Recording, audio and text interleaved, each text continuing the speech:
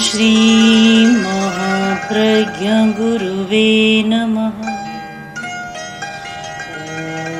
ओम श्री महाप्रज्ञ गुरुवे नमः। नमो अरहंताणं नमो अरहंताणं। मानवीय मूल्यों की चर्चा, और हमें स्वीकार करना चाहिए कि मानवीय मूल्य जितने चर्चा में है उतने जीवन में नहीं, जितने शब्दों में है उतने अर्थ में नहीं है। बहुत बार ऐसा होता है कि शब्द रह जाते हैं, अर्थ खो जाता है। ऐसा क्यों हुआ? एकांगी दृष्टिकोण के कारण। हमें बहुत गहरा सत्य स्वीकार करना चाहिए कि आज बुद्धिवाद पर बहुत बल है, बुद्धि का बहुत व्यायाम होता है। यह भी कहना उचित मानता हूँ कि बुद्धि का बड़ा महत्व है, उसने बहुत कुछ किया है, किंतु साथ साथ यह भी स्वीकार करना चाहिए कि जितनी समस्याएं बौद्धिक आदमी ने पैदा की है उतनी किसी ने नहीं। कारण एक योग है, हमारा जीवन बुद्धि के आधार पर नहीं चलता, हमारा जीवन भाव के आधार पर चलता है। भाव हमारे मन को प्रभावित करता है, मन हमारे व्यवहार को प्रभावित करता है, और बुद्धि का उसमें योग मिल जाता है। जब तक भाव और बुद्धि का संतुलन नहीं होगा तब तक समस्या का समाधान दिखता नहीं है। इस बात को भूल जाते हैं, बुद्धि की भी सीमा है। गीता में बहुत सुंदर कहा गया एक, इंद्रियाणि पराण्याहु इंद्रियेभ्य परम मने मनसस्तु परा बुद्धि यो बुद्धि परतस्तु क्षय। परम सत्य कहाँ है कि इंद्रियां, हमारी इंद्रिय चेतना, उससे हमें बाह्य जगत का संपर्क होता है, ज्ञान होता है। उससे आगे हमारी मनस चेतना, इंद्रियभ्य परम मने, इंद्रियों से आगे मन की चेतना, और मनसस्तु परा बुद्धि, मन से आगे बुद्धि की चेतना, किंतु सीमा नहीं है। हम बुद्धि को सीमा मानकर कभी भ्रांति पैदा न करें। उससे आगे यो बुद्धि परतस्तु क्षय, जो बुद्धि से आगे है वह परम सत्य है। हम केवल इंद्रिय चेतना के स्तर पर जब चिंतन करते हैं और अतीन्द्रिय सत्यों को भुला देते हैं, अतीन्द्रिय चेतना को भुला देते हैं, तब हमारी समस्या पैदा होती है। स्थूल जगत में बुद्धि का व्यापार हो सकता है, किंतु हम केवल स्थूल जगत के जीव नहीं है। हमारे दो जगत हैं, एक स्थूल जीव का जगत, एक सूक्ष्म का जगत। सूक्ष्म में प्रवेश बुद्धि के द्वारा नहीं, वह अतीन्द्रिय चेतना के द्वारा होता है। विज्ञान ने जो विकास किया है बुद्धि के आधार पर नहीं किया, किंतु सूक्ष्म उपकरणों के आधार पर किया है, और सूक्ष्म उपकरण सूक्ष्म चेतना के द्वारा रास्ता मिला है। सुई में कहाँ धागा डाला जाए, उसके लिए भी कितनी बुद्धि का व्यायाम किया, पर नहीं मिला। आखिर सपने में उसका समाधान मिल गया। आइंस्टीन से जब पूछा गया कि यह सापेक्षवाद का सिद्धांत आपको कैसे मिला, तो उन्होंने कहा मुझे पता नहीं, इट हैपन, एक अवतरण होता है, घटित हो गया। हम दोनों को साथ में लेकर चलें, एक बुद्धि की चेतना, इंद्रिय चेतना, जो इंद्रिय चेतना का स्तर है, और दूसरा है हमारा अतीन्द्रिय चेतना का स्तर। जो सूक्ष्म जगत से संपर्क है वह हमारी इंद्रिय चेतना का नहीं है, उसके साथ संपर्क हमारी अतीन्द्रिय चेतना का है। मूल्यों में कमी क्यों आई? इसीलिए कि बौद्धिक आदमी जब भाव तंत्र को साथ लेकर नहीं चलता, उसको ध्यान नहीं देता, तो बुद्धि के द्वारा बहुत विकृति भी पैदा होती है, गलत तर्क, गलत चिंतन और गलत धारणाएं भी बनती है और गलत निर्णय भी बनता है। हमारे जीवन का मूल संचालक भाव है, जिसे आज मनोविज्ञान की भाषा में नकारात्मक भाव और सकारात्मक भाव। हमने ऐसे लोगों को देखा कि बहुत बड़े बुद्धिमान हैं, किंतु नकारात्मक भावों की व्यथा से बहुत पीड़ित हैं। और हमारे पास तो ऐसे सैकड़ों लोग आते हैं जिनमें नकारात्मक हर बात कहते हैं, हम अच्छा सोचना चाहते हैं पर गलत सोचना होता है। जिनमें पता नहीं कितनी बार कभी तो आत्महत्या की बात, कभी पर हत्या की बात, कभी चोरी की बात। और ऐसे लोगों को देखा जिनके पास अपार संपत्ति है, उन्होंने भी कहा कि हमारी समस्या यह है, कमी कोई नहीं पर मन में चोरी करने की बात आ जाती है। ऐसी स्त्रियों को भी देखा कि जिनके पास बहुत है किंतु आदत ऐसी है कि पास में कोई बैठी है तो उसका पर्स भी चुरा लेगी, कोई कमी नहीं है। ये सब बुद्धि का काम अलग होता है, तर्क का काम अलग है। ये है हमारा सारा व्यवहार का नियामक तत्व। हम कर्मशास्त्र की दृष्टि से विचार करें, भारतीय दर्शन की दृष्टि से विचार करें तो हमारे सारे कार्यकलाप का संचालक है हमारा भाव तंत्र, जो हाइपोथैलेमस, जो एक लिम्बिक सिस्टम का हिस्सा है। हाइपोथैलेमस जहाँ पैदा होता है और उससे जो प्रकंपन मिलते हैं वे सूक्ष्म जगत से मिलते हैं। तो वह हमारा भाव तंत्र, उस पर हम ध्यान दें तो हम इस बात को भी गहराई से समझें कि मूल्यों का विकास तब होगा जब बुद्धि और भाव दोनों का समन्वय होगा। आज की समस्या यह है कि दोनों का समन्वय नहीं है, इसलिए मूल्यों का विकास नहीं हो रहा है। न केवल बुद्धि के आधार पर हो सकता और न केवल भावों के आधार पर ही हो सकता, दोनों का समन्वय जरूरी है। अगर हम यह संतुलन स्थापित कर सकें तो एक तीसरी प्रजाति का जन्म हो सकता है, मूल्यों का विकास हो सकता है। क्योंकि मूल्यों में बाधा क्या है? लोभ, स्वार्थ, ये बहुत बड़ी बाधा है। जितना भी बाजार में जो कुछ होता है या शासन प्रशासन ऑफिस में जो कुछ होता है, मूल्यों का विखंडन किसके द्वारा? स्वार्थ के द्वारा या लोभ के द्वारा ये हो रहा है। ये दोनों भाव है, लोभ भी एक भाव है, स्वार्थ भी एक भाव है, ये कर रही हैं। जब तक इनका परिष्कार नहीं होगा, प्रामाणिक व्यवहार नहीं हो सकता। बहुत बढ़िया भवन ठेकेदार ने बनाया, पुराने जमाने की बात है। बहुत महल इतना बढ़िया बना, राजा प्रसन्न हो गया। महल राजा ने बनवाया था, प्रसन्न हो गया और आज उसका उद्घाटन करना है।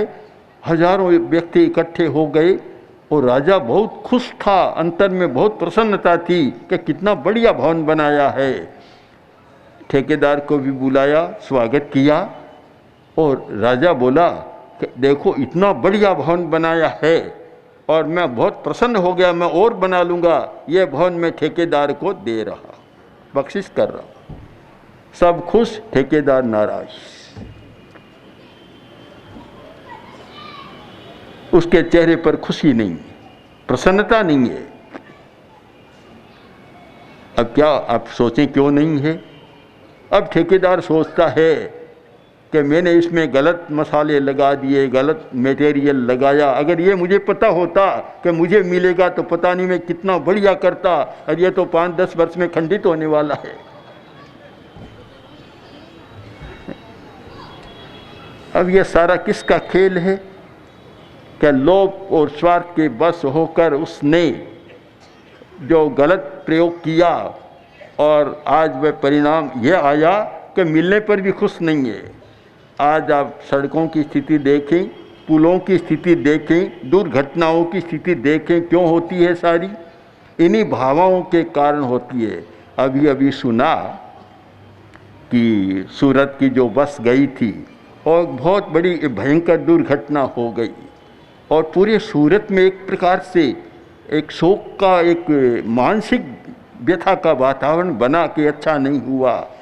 कारण हमें तो अभी तो पूरा पता नहीं है, पर जैसा सुना ये भी भावों की गड़बड़ी का ड्राइवर अब कितनी सच्चे पत्र जो हमें संवाद मिला उसके आधार पर यह जाना कि जो सवारी कर रहे थे यात्री और ड्राइवर में कुछ भावात्मक ही झगड़ा हो गया और शायद कारण बना हो। आप हर समस्या पर विचार करें, जहाँ भावात्मक समस्या है न कुटुंब में शांति हो सकती, न पड़ोसी के साथ अच्छा व्यवहार हो सकता, न और कुछ हो सकता।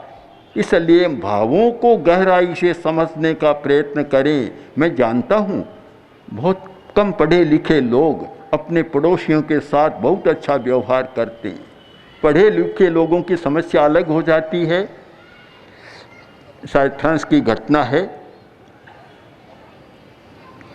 ट्वेन मार्क जो प्रसिद्ध विचारक और लेखक हुए हैं, एक व्यक्ति के घर गए कि आपके पास वह पुस्तक है, मुझे पढ़ना है, कृपया आप दे दें और कुछ दिनों में आपके लौटा दूंगा। अब यहाँ लोभ या स्वार्थ का भाव आ गया। वह बोला कि पुस्तक मेरे पास है पर बाहर नहीं जा सकती, तुम्हें पढ़ना हो तो यहीं आकर पढ़ लो। अब भावात्मक प्रतिक्रिया कैसी होती है? ठीक वह कुछ दिन बीत गए, पड़ोसी के मन में एक दिन बात आई, अपेक्षा हुई कि आज घर में झाड़ू नहीं है। डेनमार्क के पास गए, जाकर बोले कि आज घर में झाड़ू नहीं मिला, तुम अपना झाड़ू दे दो तो मेरा काम हो जाएगा। वह बोला झाड़ू तो है पर बाहर नहीं जा सकता, देना हो तो आप यहीं दे लें। ये सारी जो हिंसात्मक प्रतिक्रियाएं, प्रतिक्रियात्मक हिंसा, मूल्यों का विघटन, मूल्यों का खंडन, इसका समाधान हमें खोजना है तो भाव तंत्र को गहराई से समझना होगा। उसे समझे बिना न मूल्यों की स्थापना कर सकते और न कोई बहुत बड़े सत्यों का हम उद्घाटन भी कर सकते। भाव जगत बड़ा हमारा सूक्ष्म जगत है, बड़ा सूक्ष्म जगत है। मन स्थूल है, इंद्रियां स्थूल है, शरीर स्थूल है, भाव सूक्ष्म है, एक प्रकार से मूर्त होते हुए भी अमूर्त जैसे बने हुए हैं। और जब तक कोई व्यक्ति भाव जगत की यात्रा नहीं करेगा शायद समस्या का समाधान भी नहीं होगा। और मुझे तो लगता है भविष्यवाणी में कोई ज्योतिषी की तरह नहीं कर रहा हूँ, किंतु एक अनुभव के आधार पर कर सकता हूँ कि जब तक बुद्धि और भाव तंत्र का संतुलन नहीं होगा मूल्यों की स्थापना 3 काल में भी संभव नहीं। निश्चित हमें करना होगा।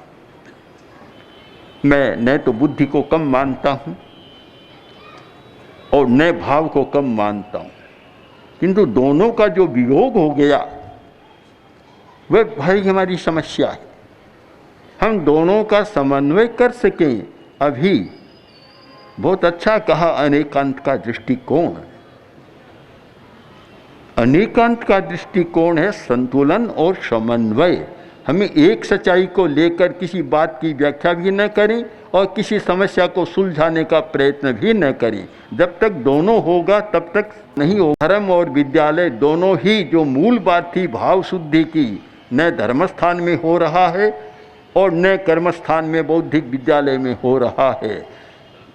धर्मस्थान का यदि यह काम होता कि अपने पास आने वाले भक्तों को, श्रावकों को, व्यक्तियों को भाव शुद्धि का प्रशिक्षण दें तो शायद स्थिति बदल जाती, पर वहाँ भी नहीं है। वहाँ भी आज क्या हो गया, अभी 1-2 दिन की घटना बताऊं। हम लोग जब यात्रा कर आ रहे हैं, एक भाई ने कहा मेरे घर में, तो हम घर के पास गए तो उसने रुपया देना चाहा। मैंने कहा आप एक बात ध्यान में दें कि अगर साधु को पवित्र रखना चाहते हैं तो साधु को पैसा कभी मत दें। साधु को बिगाड़ने का सीधा तरीका है उनको पैसा दो, अच्छा है तो खराब बन जाएगा। फिर एक दिन और हम बैठे थे, युवाचार्य जी हमारे पास बैठे थे, एक भाई बहन आए, बड़े अच्छे आदमी थे। वे उस बात को मतलब धारणा कैसी बनी हुई है, और एक लिफाफा लाए हाथ में दिया। हमने सोचा कोई समस्या लेकर आए होंगे और हमने पढ़ लेंगे, तो युवाचार्य जी ने लिफाफा खोला तो उसमें 1000 का नोट था। तो हमने कहा भाई ये हम तो लेते नहीं है, तत्काल लौटाया और हमने कहा कि ये क्यों भ्रांति चल रही है, ये भावात्मक शुद्धि नहीं है। और हमारे त्यागी तपस्वी साधु संयमी है, उनको त्याग तपस्या के द्वारा भाव शुद्धि का प्रशिक्षण देना चाहिए, पर वह नहीं हो रहा है। लोभ और स्वार्थ वहाँ भी हावी हो रहा है और समस्याएं सारी उलझ रही है। इसलिए हम इस समस्या पर बहुत गहराई से विचार करें कि मूल्यों की स्थापना कैसे हो। और सचमुच हम चाहते हैं तो फिर भाव शुद्धि का प्रशिक्षण दें। अहंकार कम हो, जिससे अहंकार शांत, लोभ शांत, स्वार्थ कम, ये चरित्र बना और मूल्यों का स्थापना अपने आप हो जाएगी। बाधा तो वही हो रही है कि अहंकार भी प्रबल है और आज तो यह होड़ लगी हुई है कि पहला नंबर किसका आए। सूरत में पहले नंबर का धनी कौन, गुजरात में पहले नंबर का धनी कौन, हिंदुस्तान में पहले नंबर का कौन और विश्व में पहले नंबर का कौन। जब यह एक स्पर्धा तनाव दिमाग में पैदा कर रही है, उस स्थिति में मूल्यों की स्थापना की आप कल्पना करें तो वह दुष्कल्पना अतिकल्पना हो। जब ये हो कि सूरत में प्रथम नंबर का पवित्र आदमी कौन, तो फिर आप मूल्यों की स्थापना की दिशा में जा रहे हैं। और पहले नंबर का धनी कौन, तो आप स्वयं मूल्यों का खंडन करने का रास्ता ले रहे हैं और मूल्यों का विघटन करने के रास्ते पर जा रहे हैं। हम जब रास्ता ही गलत चुनते हैं, हमारी दिशा सही नहीं, हमारी दृष्टि सही नहीं, हमारा माध्यम सही नहीं, तब ये हो नहीं सकता। इसलिए हमें बहुत कटु निर्णय लेना चाहिए कि मूल्यों की चर्चा शब्दों में चले, इसको चलाना है तो अनंत काल तक चलती रहेगी। चर्चा करते रहेंगे, वक्ता बोलते रहेंगे, मूल्य अधर में त्रिशंकु की तरह लटकते रहेंगे। न उन्हें धरती मिलेगी न आकाश मिलेगा। और अगर मूल्यों की स्थापना करनी है वास्तव में, तो धर्म की धारणा को भी बदलना पड़ेगा। आज तो धर्म भी मुझे लगता है कि लोभ स्वार्थ के शिकंजे में कसा हुआ है, कसा हुआ।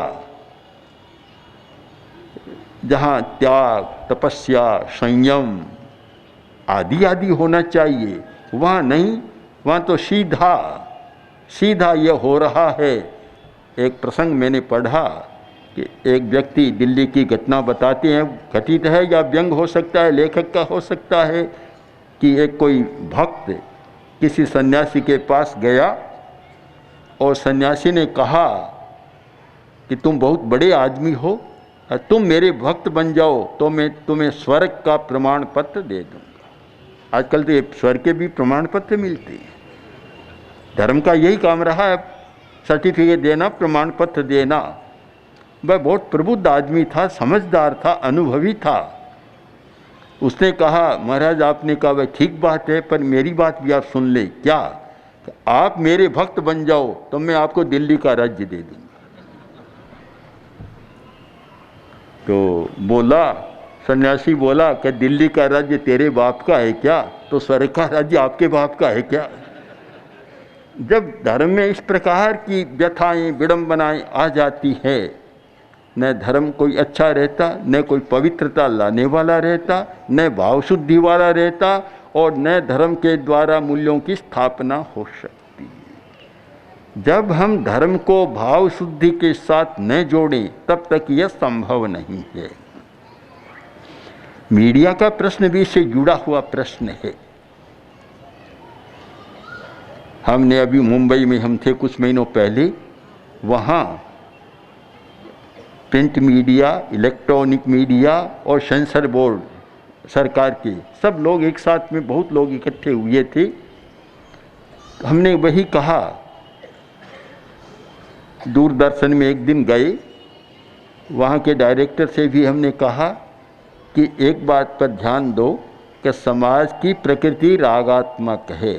वह राग की बातें सुनना देखना चाहता है, किंतु अगर केवल राग ही राग दिखलाया गया तो शायद समाज स्वयं नीचे चला जाएगा। राग और विराग दोनों का संतुलन हो तो समाज स्वस्थ रहेगा, और नहीं तो समाज रुग्ण बन जाएगा। और आज के बहुत सारे युवक युवतियां उस बीमारी में फंसे हुए हैं और समस्याएं पैदा हो रही है। आवश्यक है कि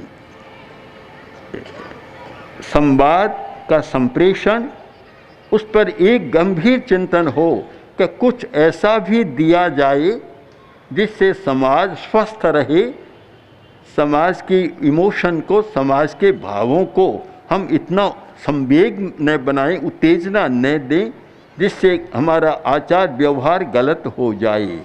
कठिनाई तो है, बहुत पुरानी बात है, आज से 30-40 वर्ष पहले की बात है। आचार्य तुलसी दिल्ली में थे, मैं एक बार दरियागंज में था, वीर सेवा मंदिर में। उस समय हमारे पास उस समय के गृह मंत्री दीक्षित, उमाशंकर दीक्षित और डॉक्टर कोठारी आदि कई लोग आए हुए थे। बातचीत चल रही थी, अणुव्रत की, नैतिक मूल्यों की बात चल रही थी। तो मैंने कहा कि देखिए, आप लोग रागात्मक बात ज़्यादा देते हैं, सेक्स, हिंसा आदि आदि, इससे समाज का ये होता है। तो वे लोग बोले हम करें क्या, लोग यही चाहते हैं, नहीं तो हमारा पत्र बिकना मुश्किल हो जाता है। उस समय कोठारी ने एक बात कही कि देखिए आचार्य जी, मुनि जी, उस समय की बात है, कि इनकी भी एक कठिनाई है क्या। तो उन्होंने एक भाषा में कहा कि इनके भी न्यूज वैल्यू होती है। न्यूज वैल्यू का प्रश्न है। कोठारी जी आगे बोले कि अगर कुत्ता आदमी को काट गया, कोई समाचार पत्र छापेगा, उसका कोई मूल्य नहीं होगा। आदमी ने कुत्ते को काट लिया तो इनकी न्यूज वैल्यू हो जाएगी। तो इनको तो वही देना है कि आदमी ने आदमी कुत्ते को काट गया। तो न्यूज वैल्यू का एक प्रश्न है। ठीक है, यह संवाद संप्रेषकों के लिए, समाचार दाताओं के लिए उसका एक मूल्य होता है, किंतु हम न्यूज का मूल्य यानी समाचार मूल्य और मानवीय मूल्य दोनों का संतुलन न करें तो यहाँ भी वही समस्या होती है। इसमें भी अनेकांत दृष्टि की ज़रूरत है कि हमारे जो संचार के माध्यम हैं वे दोनों ध्यान में रखें कि समाचार मूल्य और मानवीय मूल्य दोनों में बिगाड़े नहीं किसी को। तो शायद मीडिया का बहुत बड़ा महत्व है, महत्व तो है ही, और अधिक उपयोग और स्वस्थ समाज की रचना में बहुत बड़ा उनका योग हो सकता है। इसलिए हम किसी भी समस्या पर एकांगी दृष्टि से विचार न करें, सर्वांगीण दृष्टि से विचार करें। और यह सर्वांगीण शब्द मुझे तो बहुत पसंद है। शिक्षा के क्षेत्र में भी हमने जो जीवन विज्ञान का प्रयोग किया, इसीलिए कि व्यक्ति का सर्वांगीण विकास। सर्वांगीण, एक बात को हम अनेक कोणों से समझने का प्रयत्न करें, और हमें प्रभावित करने वाला कोई एक तत्व नहीं होता, वह सर्वांगीण होता है। हम सब का ये एक दृष्टिकोण बने, किसी भी समस्या पर हम एकांगी दृष्टि से विचार न करें, किंतु अनेकांत की दृष्टि से समन्वय, सापेक्षता और सर्वांगीण दृष्टि से विचार करें, तो शायद समस्या को सुलझाने में हम सफल हो सकते हैं और समस्या का समाधान भी खोजा जा सकता है। ओम।